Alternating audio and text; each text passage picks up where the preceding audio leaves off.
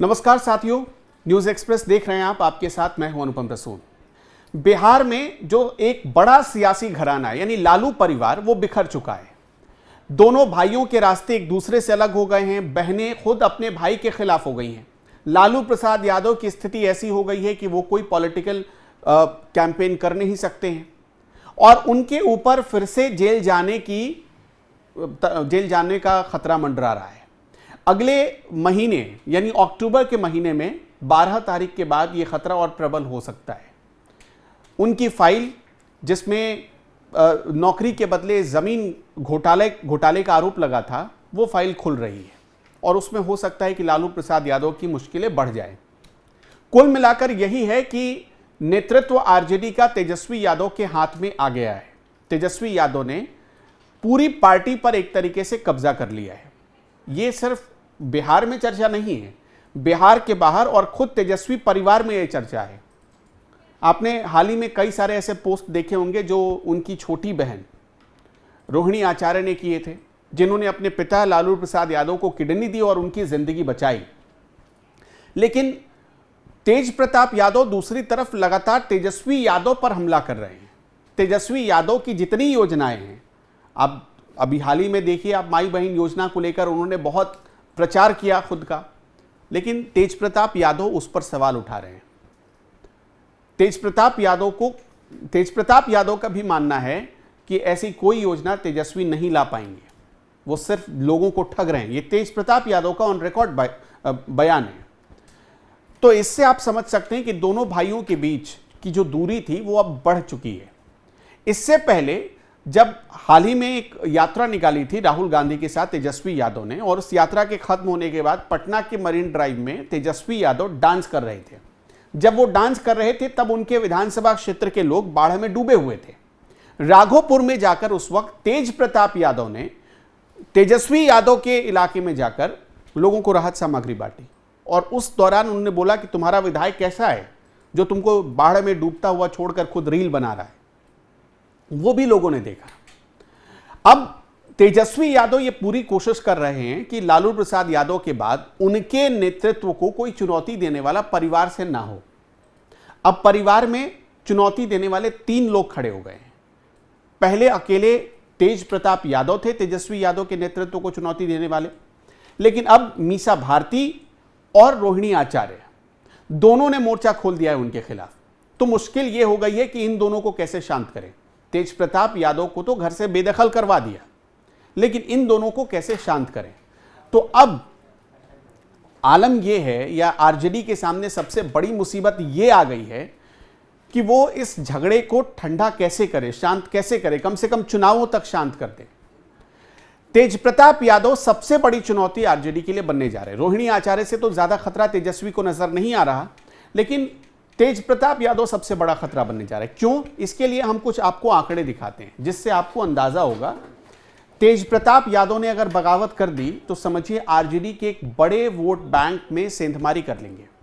और सिर्फ सेंधमारी नहीं करेंगे, बल्कि तेज प्रताप यादव की प्लानिंग क्या है, बहुत जबरदस्त उनकी प्लानिंग है कि जितने ऐसे लोग जो नाराज होंगे आरजेडी से, जो तेजस्वी यादव से नाराज होंगे, उनको बुलाकर अपने पास रख लेना है। और ऐसा उन्होंने काम करना शुरू भी कर दिया है शाहबाद के इलाके में, जहां पिछली बार 2020 के चुनाव में आरजेडी ने अच्छा प्रदर्शन किया था। आपको हम दिखाना चाहते हैं, देखिए तेज प्रताप नाराज हो गए तो महुआ के इलाके में, सारण के इलाके में, गोपालगंज के इलाके में, सिवान के इलाके में, सीमांचल का पूर्णिया, किशनगंज, मधुबनी, इस इलाके में वो भारी नुकसान पहुंचाएंगे, बहुत बड़ा डेंट पहुंचा सकते हैं। मगध के क्षेत्र में, भोजपुर के क्षेत्र में और शाहबाद का कुछ हिस्सा, गया, औरंगाबाद, रोहतास, पटना और मध्य बिहार, जहानाबाद और नालंदा, वहां भी नुकसान पहुंचा सकते हैं। अब क्या किस तरह से नुकसान पहुंचाएंगे? देखिए महुआ के इलाके में, जहां खुद तेज प्रताप यादव का दबदबा है। तेज प्रताप का ये पुराना गढ़ है, 2015 में जीते, यहां से मंत्री बने, इंडिपेंडेंट लड़ेंगे। इस बार उन्होंने दावा भी किया है। आरजेडी का यहां वोट बैंक भी है, यादव मुस्लिम, वो वोट बैंक तेज प्रताप यादव की वजह से बढ़ सकता है। और उम्मीद यही है कि 1-2 सीटों पर, यानी 10 से 15% वोट प्रतिशत को वो नुकसान पहुंचा सकते हैं तेज प्रताप यादव। ये तो सिर्फ एक इलाके की बात हुई। सारण, गोपालगंज, सिवान के इलाके में देख लीजिए। सारण तो खुद लालू प्रसाद यादव का गढ़ रहा है, जहां से वो सांसद रह चुके हैं, और उस इलाके में यादव वोटर्स बहुत मजबूत हैं। तेज प्रताप यादव के पूरे परिवार का वहां गहरा प्रभाव दिखता है। रोहिणी आचार्य ने सारण से चुनाव लड़ा था पिछली बार, तो वहां पर जो MY समीकरण के आधार पर पार्टी चुनाव लड़ती है, जब उसके अपने वोटर वो आकर्षित करती है, वो वोटर उसके हाथ से निकल सकते हैं। और इसी तरह सीमांचल के इलाके में जो मुस्लिम वोट बैंक है, क्योंकि तेज प्रताप यादव भी कुछ मुस्लिम नेताओं के संपर्क में हैं और बहुत जल्द वो मुस्लिम नेता हो सकता है कि उनके साथ खड़े हो जाएं।